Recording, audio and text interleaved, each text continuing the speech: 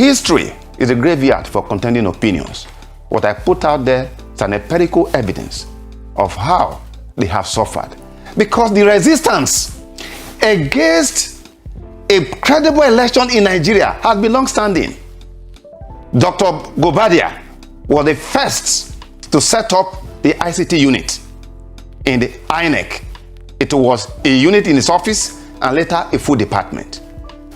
At that time, they used the OMIR to try to sanitize the process. From there to Iwu's era, where you have to use DDC, machine capture machine.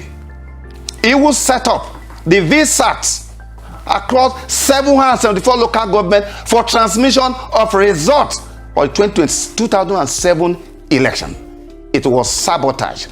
All the billions that were spent wasted. Jega era came in.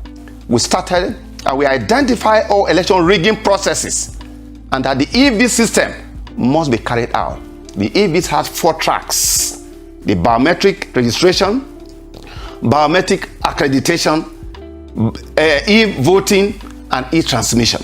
Point out the areas they might likely use to rig with the law that is on ground and how Nigerians can be aware. The danger of what is going to happen in 2027 as follows. At the polling units, presiding officers' lives are going to be in danger. Because where Nigerians are gathered, results of polling have been announced. Everyone could look at his telephone and you could see network.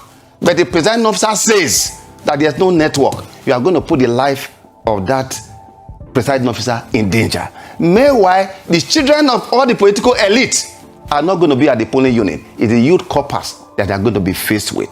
This is a clear danger. What if I told you that the biggest political battle before 2027 is not about candidates? It is about technology. It is about one powerful question.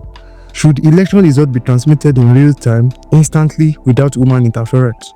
Because if results move immediately from polling unit to server, many powerful people lose control. But if they don't, then 2027 may just be another replay of 2023. Stay with me. What I'm about to explain connects INEC, the National Assembly, and the future of Nigeria. In 2023, Nigerians came out with hope. The Independent National Electoral Commission promised a new system. They introduced BVAS. They introduced IRF. They spoke about electronic transmission. People believed technology would remove manipulation. Supporters of Peter Obi believed transparency would perfect their vote and protect their vote as well.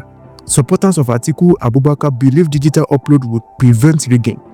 During election day, votes were counted, but uploads were delayed. Some polling units uploaded late, some failed completely. Manual collation continued. And suddenly, trust collapsed. INEC said electronic transmission is supportive, manual collation is still legal. That statement changed everything because Nigerians realized something. The law was not as clear as they thought. If you believe election laws should be clear and not confusing, hit the like button right now. Here is the part many people don't understand. INEC cannot just wake up and change the law. The power to define election procedure belongs to the National Assembly. They make the Electoral Act. They decide, should the electronic transmission be compulsory? Should the electronic result override manual results? What happens if the server fails? Who goes to jail if results are altered? This is where politics enters. Because making electronic transmission mandatory reduces human interference, political bargaining at collation centers, and midnight result adjustments. And not everyone benefits from that. So the debate in Abuja is not about network problems. It is about control. Control of what? Control of election results, control of power, and control of the whole 2027 election results. Now, let us look ahead. 2027 will not just be about APC versus PDP or ADC or any other political party. It will not just be about personalities. It will be about credibility. If the law is not amended clearly before 2027, we will face court battles again, protest again, social media warfare again. But if the National Assembly strengthens the law, mandates real-time upload of election results from polling units, clear legal supremacy of electronic results, and severe penalties for tampering and independent auditing of servers, then 2027 could be different. But here is the truth nobody likes to hear. Technology alone cannot save Nigeria.